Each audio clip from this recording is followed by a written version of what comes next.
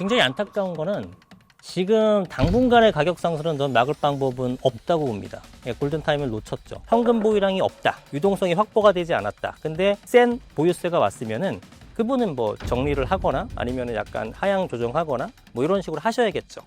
그러나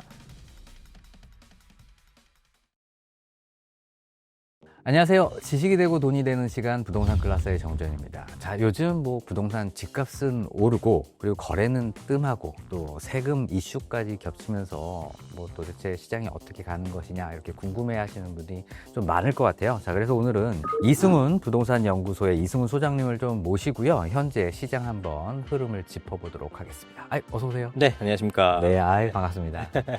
좀 도움되는 정보 많이 드릴 수 있도록 하겠습니다. 감사합니다. 그럼 뭐 어떻게 해야 되는지 뭐 구체적으로 알려주시는 거죠? 알고 있는 건 제가 다 말씀드려야죠. 네. 네. 요즘 뭐 혼란스러운 시장인데, 소장님 평소에 뭐 매물이나 뭐 네. 실거래가 어떤 걸 통해서 지금 이렇게 접하고 계세요? 뭐 여러 번 보시는 거랑 크게 다르진 않을 거예요. 예, 종합적인 툴로 이렇게 잘 갖춰져 있는 건 그래도 이제 KB 부동산 쪽이 전체적으로 잘 맞춰져 있기 때문에 이거 주로 제가 많이 보는 편이고요. 네. 지금 여기 네. KB 채널 나오셨다고 지금 이렇게 해주시는 거 아니요. 아니죠? 예, 정말로 자주 보고 있는 채널이고, 네. 예, 그래서 전반적으로 좀 종합적으로 잘 갖춰져 있지 않나 싶어서 KB 부동산, 뭐 네이버 부동산, 호갱노노 사이트 이런 것들 주로 보고 있습니다. 네, 감사합니다. 자, 뭐 주말 사이에 뭐 대통령이 이제 다주택자 관련 발언을 굉장히 강하게 지금 네. 연일 쏟아내고 있어요. 네. 자, 시장 반응도 지금 굉장히 혼란스러운데요. 소장님이 이번 이런 메시지들 어떻게 좀 해석하고 계세요? 일단 정부의 의지는 굉장히 강하구나. 예, 뭐 어느 정부가 그러지 않았겠습니다만은 어쨌든 지금 대통령께서도 직접 그렇게 언급을 하시는 거 보니까 부동산에 대해서 뭐 작년에 워낙 많이 오르기도 했고요. 예상치 못하게. 그래서 그러한 의지가 굉장히 강한 부분이 있다. 근데 그 의지가 발현돼서 실제로 시장이 잡힐지 여부는 뭐 아직까지는 불투명하고 뭐 의구심이 있는 건 사실이지만 어쨌든 정책적으로는 좀 강력하게 나올 수도 있겠다라는 어떤 시그널을 주신 게 아닌가라고 생각을 하고 있죠. 그래서 지금 뭐 다주택자분들은 고민이 좀 커졌을 것 같은데요. 만약에 소장님이 다주택자 입장이시다라면 어떤 선택을 하실 것 같으세요? 그냥 솔직히 전 지금 다주택자가 맞고요. 저의 전략은 이게 정답이라고 하는 건 아니고 보유죠. 계속 이제 소위 말하는 버티기가 되는 거죠. 이게 사실 처음 나온 게 아니라 그동안에도 많이 올렸던 시기가 있었잖아요. 그러한 보유세 인상이라든가 양도세 중과 유예를 그만두겠다 이런 것들에 대해서 결과값으로는 가격을 잡는 데 실패했기 때문에 아마도 다주택자분들이 상당수가 이런 어떤 학습 효과가 있지 않을까. 버티면은 결국은 뭐 이렇게 되는 느낌이 좀 강하긴 합니다. 저 역시도 정책으로 인해서 시장을 이겨낼 수 있을까에 대한 생각에 이길 수 없다라고 판단하는 입장이기 때문에 이런 정책으로 인해서 뭐 주택을 팔거나 할 생각은 전혀 없습니다. 굉장히 강력하신데요. 네. 네. 작년 대선 때와 지금 이제 선거를 또 6월에 네. 또 앞둔 이 상황에서 이 묘하게 스탠스가 바뀌는 거에 대해서 아마 조금 타겟이 돼서 좀 억울하다라고 생각하시기도 좀 하실 것 같아요. 그래서 거꾸로 그런 것 때문에 급매물이 좀 출회돼서 네. 만약에 조금 나오고 있잖아요. 네. 뭐 금방 해소되고 있지만 네. 그러면 지금이 혹시 매수할 수 있을 뭐 기회다 이렇게 봐도 되나요? 금매가 나온 것들을 잡는 거는 저는 개인 채널에서도 여러 차례 말씀드린 부분인데 반드시 잡으셔야죠. 여태까지 못 잡으신 분들은. 왜냐하면 사실은 과거의 패턴을 보면 되는 건데 정책이 처음 나온 게 아니라 엄청나게 많이 나왔었잖아요. 강력한 대책이다라고 했던 것들, 뭐 파리 대책이든 뭐든 그랬을 때 두세 달 동안 시장이 잠깐 눈치 보기 하거나 충격을 먹으면서 잠깐 멈칫합니다. 근데 그게 이제 지속되지 않고 다시 올라가는 패턴이 일어나는데 여지없이 그 다음에 또 정책이 나오면 또 2, 3개월 잠깐 멈칫하고 이게 계속 반복이거든요. 그 기간 동안에 금매가 반드시 또 출회가 돼요. 희한할 정도로. 그래서 그런 물건을 잡으면 좋죠. 다시 결국은 올라가는 거니까. 우리가 이제 주식처럼 오늘 샀다 내일 팔고 이렇게 트레이딩을 하는 게 아니라 어쨌든 뭐 최소한 2년은 보유해야지만 중과세는 피할 수 있는 부분이니까 못해도 2년, 보통 한 5년 내외에서 길면 10년까지도 보유하는 게 부동산 투자잖아요. 그런 관점에서 봤을 때 일시적 충격에 너무 신경 쓸 필요가 없는 거고. 왜냐하면 이 정책이 나왔을 때는 시장이 다 얼어붙고 굉장히 두려움과 공포감을 느끼게 되죠. 그런데 그렇기 때문에 이제 물건이 나오는 거고. 근데 그 물건을 먼 시각으로 바라보게 되면 잡으시는 건 저는 반드시 찬성합니다. 거의 대부분. 네네. 자, 뭐 또 최근에 비거주 1주택에 관련된 장기보유 특별공제도 한번 세법을 개정해서 한번 손을 보겠다. 뭐 이런 또 이야기도 나오고 있어요. 이 부분 좀 어떻게 보시나요? 그러니까 뭐 말씀하신 취지는 잘 알겠는데 비거주 1주택에 대해서 사실은 투자용이 아닌 불가피한 상황에서 발생하는 경우도 있거든요. 그러니까 저 같은 경우도 지금 다주택이지만 제 집에 거주하는 게 아니라 저도 임대차로 살고 있어요. 자녀들이 이제 학생인데 학원과 인근으로 이제 가기 위해서 얘네들이 입시가 끝나면은 저도 굳이 거기 살 필요가 없는 거잖아요. 그러다 보니까 그거를 구입하면서의 뭐 비용이라든가 이런 것들이 워낙 귀찮고 그래서 일시적으로 살 거니까 전세라는 제도를 택해서 간 건데 이런 분들과 그렇지 않은 분들을 구별하는 것도 제가 볼 땐 거의 힘들어 보이고 그래서 이게 실익이 있는 정책일까라는 생각에 대해서 회의감은 좀 있죠. 만든다고 하더라도 분명히 잘못된 오판이 생길 수도 있고 그거를 하려면은 여러 가지 어떤 사회적 비용도 그렇고 과연 이게 올바른 걸까라는 생각에 대해서 조금 더 신중한 회의를 좀 해봐야 되지 않을까 싶은 생각이 들어요. 그러니까 이제 그게 투기가 확실하다라고 하게 되면은 거기에 약간의 불이익을 주는 것 그런 취지 자체는 공감은 하나 그거를 과연 구별할 수 있으며 그렇게까지 할 필요가 있나 싶은 생각이 좀 있긴 합니다. 대출 규제부터 토지거래 허가 제도 그리고 이제 세금까지 강해지는 이런 수요 억제 정책이 계속 지속된다면 네. 앞으로 시장은 좀 어떻게 흘러갈 거라고 좀 보세요? 그러니까 지금 규제의 일변도로 가고 있는 모습이죠.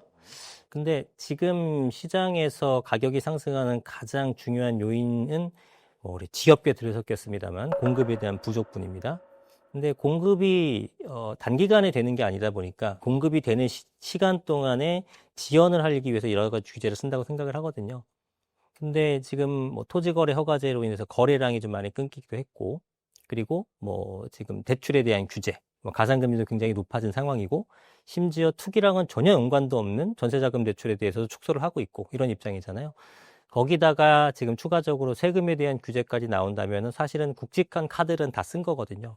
근데 제가 좀 겁나는 거는 지금 세금을 빼고는 나올 만한 카드들이 다 나온 상황에서도 가격이 뛰고 있다는 얘기죠. 그러면 그 카드를 다 썼을 때 정부가 어떤 더 이상 할 수 있는 것이 없을 때도 가격이 상승한다면은 그러고 나서 사람들의 심리가 어떻게 바뀔까? 이건 도저히 안 되는구나라는 생각으로 바뀌면서 가격이 큰 폭으로 뛰지 않을까라는 생각이 좀 들어서 좀 우려스러운 부분이 있죠. 네, 그렇군요. 자, 우리 소장님 방금 전에 좀 아까 버틴다 이런 말씀을 표현하셨는데 실은 대통령이 네. 뭐 팔면서 내는 세금보다 이게 들고 버티는 세금이 더 비싸도 버틸 수 있겠냐? 무섭습니다. 네, 이런 강력한 발언을 했단 말이에요. 네. 결국 보유세 인상도 하겠다라는 암시적인 발언을 좀 했는데요. 어떻게 좀 느끼실까요? 보유세가 만약에 강력하게 적용이 되면은 결국은 다 가격이라든가 임대차 쪽으로 전가가 됩니다. 그런데 개개인은 판단이 틀릴 수 있어요. 예를 들어서 강남에 오랫동안 보유하신 분들, 집은 비싼데 좀 어떤 현금 수익 창출은 좀 안 되시는 분들, 이런 분들은 이제 종부세를 내기가 힘들 거 아니에요. 뭐 그런 분들을 위해서 1주택자 뭐 감면 제도가 있긴 합니다만 어찌됐건 현금 보유량이 없다. 유동성이 확보가 되지 않았다. 근데 꽤 센 보유세가 왔으면은 그분은 뭐 정리를 하거나 아니면은 약간 하향 조정하거나 뭐 이런 식으로 하셔야겠죠. 그러나 예를 들면 저는 다주택 전략을 갖고 가게 되면서 위기가 왔을 때 그거를 극복할 수 있는 현금 유동 확보하고 장기 보유하게 되면 무조건 상승한다라는 입장을 갖고 있는 사람이기 때문에 보유세가 만약에 강화된다라고 하게 되면 당장 이 보유세 부분을 뭐 대통령께서 얼마나 세게 할지 모르겠지만 그 세게 한 부분을 납부할 수 있는 사람은 저는 버티는 게 좋다고 보고요. 결국은 그게 나중에 다 가격이 전가되니까 시장은 큰 부작용이 나오는 거예요. 더 크게 올라버립니다. 그것 때문에. 임대차 시장에 전가가 되는 게 아니고 매매 가격에도 둘 다 전가가 됩니다. 이렇게 가든 양쪽에 가든 전가가 되는 건데 지금 같아서는 이제 전세 쪽이 전월세 쪽으로 먼저 가고요. 그게 이제 매가를 밀어올리는 힘이 되겠죠. 또 예를 들어 제가 아파트를 갖고 있는데 이제 전세를 줬겠죠. 다주택자 분들은 그러면 그 집에 월세를 받던 전세를 받던 그 주택으로 인한 수익이 있는 거잖아요. 그런데 그 수익의 일부를 보유세가 갉아먹는 겁니다. 보유한 사람 입장에서는 예를 들어 내가 월세를 한 300만 원씩 받고 있는데 3,600을 받고 있는 거죠, 1년에. 그런데 원래는 그 종부세가 한 2, 300 나오던 게 갑자기 1,000만 원을 내라고 해요. 그러면 나는 3,600 월세에서 한 300만 원 빼고 3,300이 수익이었는데 1,000만 원을 가져가게 되면 2,600 수익으로 줄어버리는 거죠.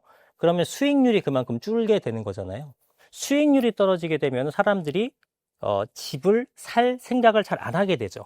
우리가 부동산뿐만 아니라 어떤 재화를 사던 수익률을 보고 산단 말이에요. 야, 예전엔 저거 괜찮았는데 지금 살려고 하니까 수익률이 너무 떨어져 있다. 그럼 안 산단 말이에요.